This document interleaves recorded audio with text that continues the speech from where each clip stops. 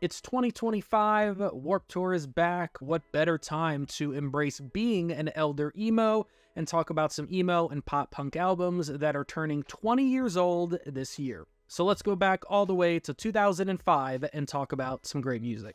Panic at the Disco, A Fever You Can't Sweat Out. Brendan Urie is definitely embracing all of the emo nostalgia here. Panic is going to be playing this album in full at this year's When We Were Young Fest. And the big question is, who else from Panic at the Disco is going to be joining or rejoining Panic for this performance? Because, you know, Panic at the Disco has basically been a solo project for years now. When I was 16 or 17, I was working at a retail shoe store.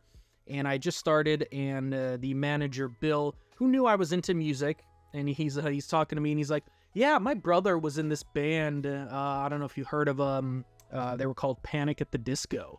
And I was like, yeah, Bill, I know who Panic at the Disco are. Fall Out Boy from Under the Cork Tree. Now, Fall Out Boy has been pretty notorious about not playing any albums in full.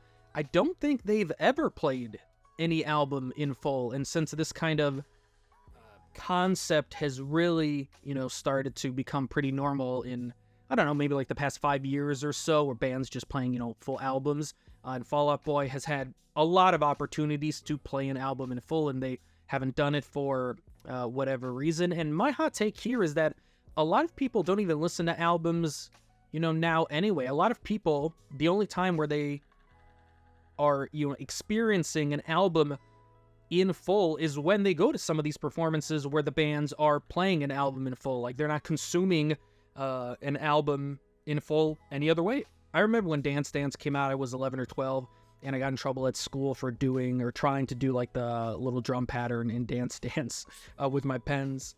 I know for a lot of people, myself included, that if we could pick one album for Fall Out Boy to play in full, it would be Take This to Your Grave. Like, I know concert tickets are crazy expensive now, but I would pay a crazy amount of money to make sure I was at that show if Fall Out Boy ever did play Take This to Your Grave in full. But there is no question, no matter like what your favorite Fall Out Boy album is, there's no question that, you know, Under the Cork Tree put the band on the map and it changed everything. Motion City Soundtrack, Commit This to Memory. This is the Motion City Soundtrack album. Everything is Alright, When You're Around, Make Out Kids, Let's Get Fucked Up and Die. 2 songs about the new year. Pretty impressive. Hold Me Down. It's as close as you can get to a 10 out of 10 album. Bayside, self-titled album, and I like Bayside. I mean, I really, really like Bayside, but I can just not get into their older stuff. Maybe it's because, you know, when I started getting into music was right around, and when I was like, you know, in high school, like the perfect age for like emo and pop punk, it was around, Called Vacancy, Killing Time, like those albums are some of my, or not some of, they are my favorite Bayside albums. But, you know, Dear Tragedy is a great song. Attention, attention, can I have all your eyes and ears? The Academy is almost here. I always felt like the Academy is an underrated band.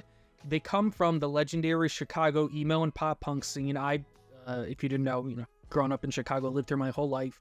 And even here, you don't really hear about the Academy is that much. Like, they are, I would say, like a quintessential underrated band.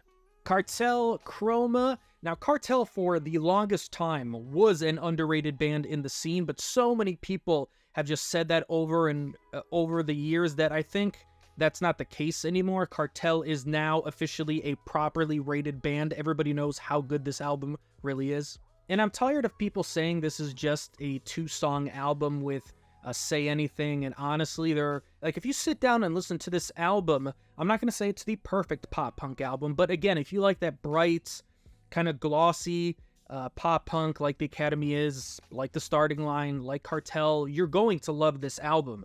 You know, what do we got here? Burn This City, Run Away, Lucky Street, Settle Down, If I Fall.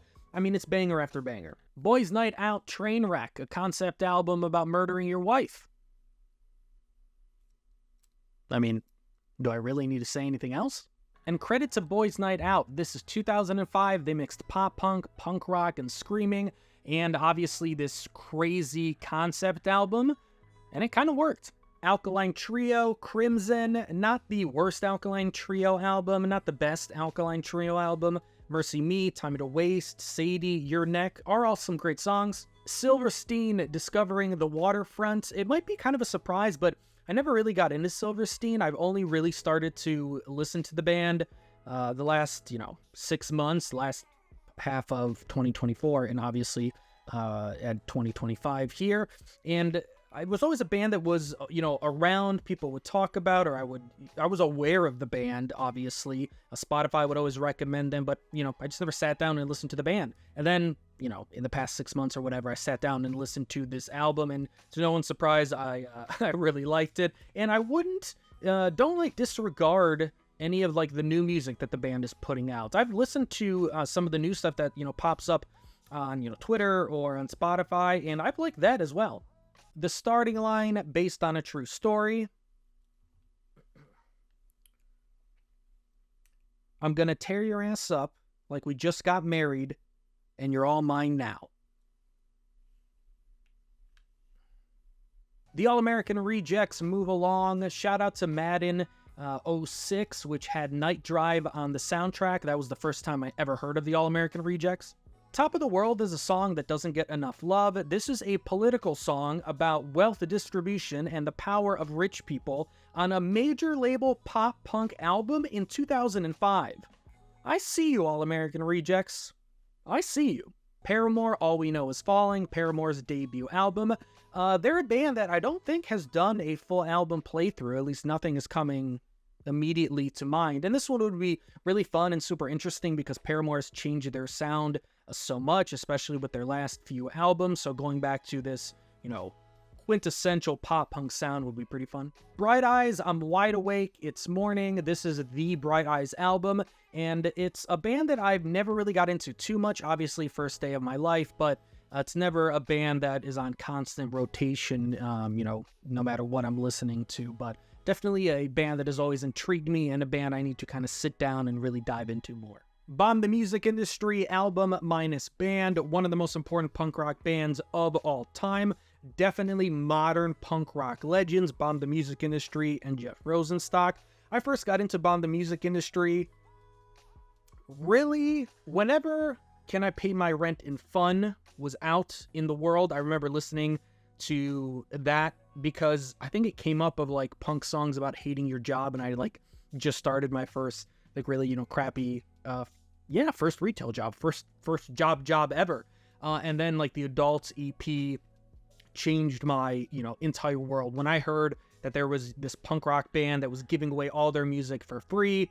I thought it was the coolest and punkiest thing that you could possibly do, and this obviously being the debut album, Bomb the Music Industry, just one of the most important bands in all of punk rock. Armor for Sleep, What to Do When You Are Dead. Armor for Sleep, I'm going to slot into the underrated category. I don't think they've yet gotten into that properly rated category, like Cartel or the Academy is. I don't know, let me know what you guys think in the comments.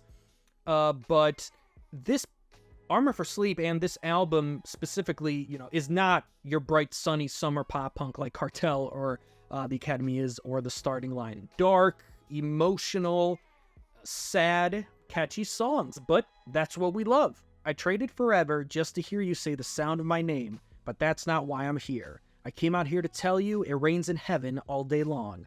I want to find you so bad to let you know I'm miserable up here without you.